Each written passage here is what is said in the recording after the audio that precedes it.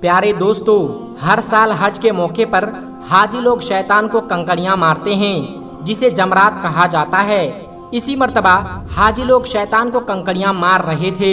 تو اسی دوران ایک ایسا واقعہ رونما ہوا جس پر یقین کرنا مشکل ہے۔ آج کی اس ویڈیو میں ہم آپ کو حج کے دوران پیش آنے والے اس عجیب و غریب واقعہ کے بارے میں بتائیں گے جسے سن کر آپ لوگ بھی دنگ رہ جائیں گے۔ اس لیے آپ سے گزارش ہے کہ ہماری اس ویڈیو کو آخر تک ضرور دیکھیے گا، اور اگر ویڈیو پسند آئے تو ویڈیو کو لائک کر کے چینل کو سبسکرائب ضرور کر لیجئے گا۔ دوستو، فرائض کی ادائیگی میں سب سے مشکل مرحلہ حج کے دوران جمرات کو کنکڑیاں مارنے کا ہے۔ جمرات 3 مقامات پر واقع ہے۔ یہ وہ جگہ ہے جہاں اللہ کے حکم سے حضرت ابراہیم علیہ السلام نے اللہ کی راہ میں اپنے سب سے محبوب لخت جگر حضرت اسماعیل کو ذبح کرنے کا ارادہ کر لیا تھا۔ جب حضرت ابراہیم علیہ السلام اپنے بیٹے اسماعیل علیہ السلام کو لے کر مینا کی جانب جا رہے تھے تو 3 مقامات پر شیطان نے حضرت ابراہیم علیہ السلام کو ورگلانے اور بیٹے کی قربانی سے روکنے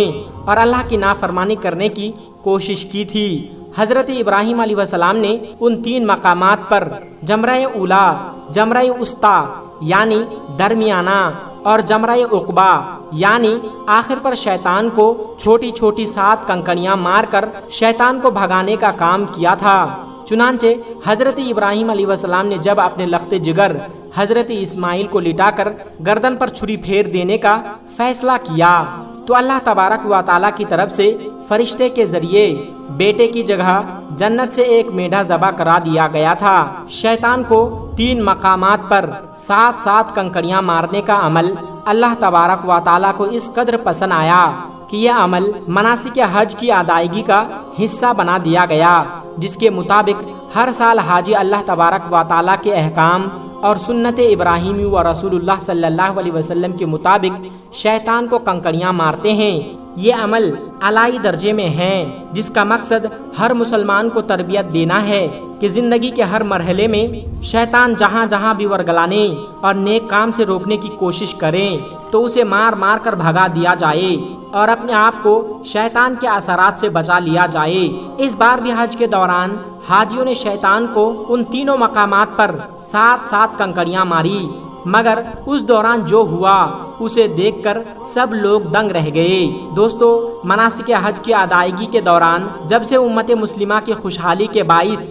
اجمیوں میں حج کی تعداد میں اضافہ ہوا ہے، اس وقت سے جمرات پر کنکڑیاں مارتے وقت بد نظمی اور بھگدڑ مچنے کی وجہ سے حاجیوں کی شہادت کے واقعات میں بھی اضافہ ہو رہا ہے، جبکہ حکومت سعودی عرب نے مناسک کے حج عمرہ کی ادائیگی کے سلسلے میں حجاج کرام کے لیے سہولتیں اور ہر قسم کی آسائشیں فراہم کرنے کے لیے بہترین انتظام کیے ہیں۔ جمرات میں کنکڑیاں مارنے کا جہاں ہموار زمین انتظام تھا، وہ اب وہاں 4 منزلہ کشادہ نظام موجود ہیں، جس کی وجہ سے جمرات پر حادثات بھی خاص آئی ہے۔ لیکن کنکڑیاں مارنے کے اعلیٰ انتظام کے باوجود گزشتہ سال شیطان نے ایسے حربے استعمال کیے کہ بھاری تعداد میں حجاج کرام شہید و زخمی ہو گئے تھے۔ اس حادثے نے پوری دنیا انسانیت کو ہلا کر رکھ دیا تھا اور امت مسلمہ کے افراد کی بد نظمی، کشمکش اور نفرت کے مظاہرے نے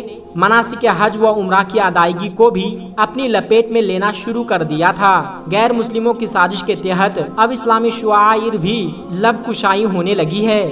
کہ ایک مسلمان مٹی سے بنے ستونوں جمرات کو کنکڑیاں مار مار کر شیطان کا سر کچلنے کی کوشش کر رہے ہیں۔ کیا اس سے شیطان مر جائے گا؟ دوستو، اس حوالے سے آپ کو بتاتے چلیں کہ اس بار حج کے موقع پر جب حاجی شیطان کو کنکڑیاں مار رہے تھے تو 3 مقامات پر بیشتر حاجیوں نے ایک غلا نما انسانی جسم دیکھنے کا وعدہ کیا اور بیشتر نے ایسے شیطان سے تشبیہ دی مینا میں جس طرح احکام الہی اور سنت ابراہیمی کی مخالفت کرنے والے شیطان کو کنکڑیاں مار مار کر سنسار کرنے کا عمل بروئے کار آتا ہے۔ یہ اپنے مخالف اور دشمن کے خلاف نفرت و حقارت کی علامت کے طور پر کوئی شخص بھی یہ ہرگز نہیں سمجھتا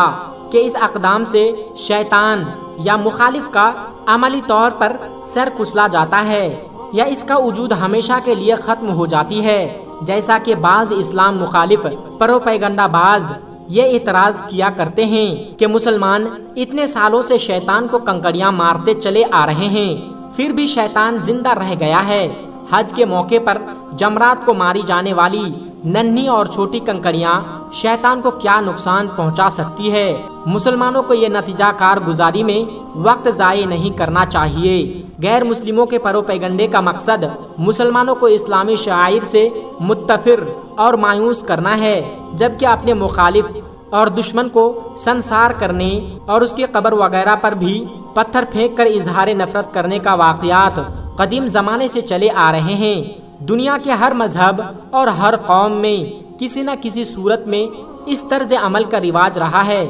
جیسا کہ حضرت نوح علیہ السلام کی قوم نے ان کی اصلاح کی کوشش کی اور احکام الہی کے تبلیغ کے باوجود جواب میں یہ کہا تھا۔ قرآن مجید کی سورۃ الشعراء میں ان الفاظ کے ساتھ اس کا تذکرہ کیا ہے کہ اے نوح علیہ السلام، اگر تم باز نہ آئے تو تم بھی ان لوگوں میں سے ہوگے جو سنسار کیے گئے تھے۔ گویا مخالف کو سنسار کرنے اور اس پر پتھر پھینکنے کی رسم حضرت نوح علیہ السلام سے پہلے سے چلی آ رہی ہے۔ اسی طرح اہل مدین نے حضرت شعیب علیہ السلام کی تبلیغ و نصیحت کے جواب میں یہ کہا تھا، جو کہ قرآن کریم کی سورہ ہود میں ان الفاظ میں ذکر آتا ہے کہ اے شعیب، جو باتیں آپ کر رہے ہیں ان میں سے بہت سی باتیں ہم نہیں سمجھتے اور ہم تجھے اپنے اندر کمزور اور ضعیف سمجھتے ہیں۔ اگر تمہارے ساتھ تیرا قبیلہ نہ ہوتا تو ہم تجھے سنسار کر دیتے، اور تو کسی طور پر بھی ہم پر غلبہ پانے والا نہیں ہے۔ قرآن کریم میں بیان کردہ حوالوں سے یہ اندازہ لگایا جا سکتا ہے کہ مخالف اور دشمن کے خلاف غیظ و غضب اور نفرت کے اظہار اور سنساری کا عمل زمانہ قدیم سے چلا آ رہا ہے۔ دوستو، مسیحی کتابوں میں بھی اس کا تذکرہ موجود ہے کہ حضرت عیسیٰ علیہ السلام نے انجیر کا درخت دیکھا، اس کا پھل کھانا چاہا۔ جب آپ اس درخت کے قریب گئے تو موسم نہ ہونے کے سبب وہاں پتوں اور شاخوں کے سوا کچھ نہیں تھا۔ اس پر آپ نے اظہار ناراضگی کی اور فرمایا کہ تو کبھی پھلدار نہیں ہوگا۔ چنانچہ انجیر کا وہ درخت خشک ہو گیا اور اس کا وجود ختم ہو گیا تھا، لیکن عیسائی اب تک مسلسل اس جگہ کو سنسار کر رہے ہیں۔ یہ جگہ بیت المقدس سے جبل زیتون کو جاتے ہوئے بائیں جانب واقع ہے۔ اس کے علاوہ زمانہ جاہلیت سے اسلام عرب کے لوگ جسے قابل نفرت سمجھتے تھے، ان کی قبر پر پتھر برساتے تھے۔ چنانچہ ابو الغزل نامی شخص کی قبر پر اس لیے سنگساری کرتے اور پتھر برساتے کہ اس نے ہاتھی والوں کے ساتھ مل کر مکہ مکرمہ پر حملہ کر کے بیت اللہ کو گرا دینے کی مذموم ارادے سے آنے والے حبشی گورنر ابراہہ کی مدد کی اور اس کا ساتھ دیا تھا، لیکن وہ حملہ آور کے ہمراہ مکہ مکرمہ تک پہنچنے سے پہلے ہی مر گیا تھا۔ تو دوستو، آج کی ویڈیو میں بس اتنا ہی۔ ملتے ہیں ایک پھر نئی ویڈیو کے ساتھ، تب تک السلام علیکم ورحمۃ اللہ وبرکاتہ۔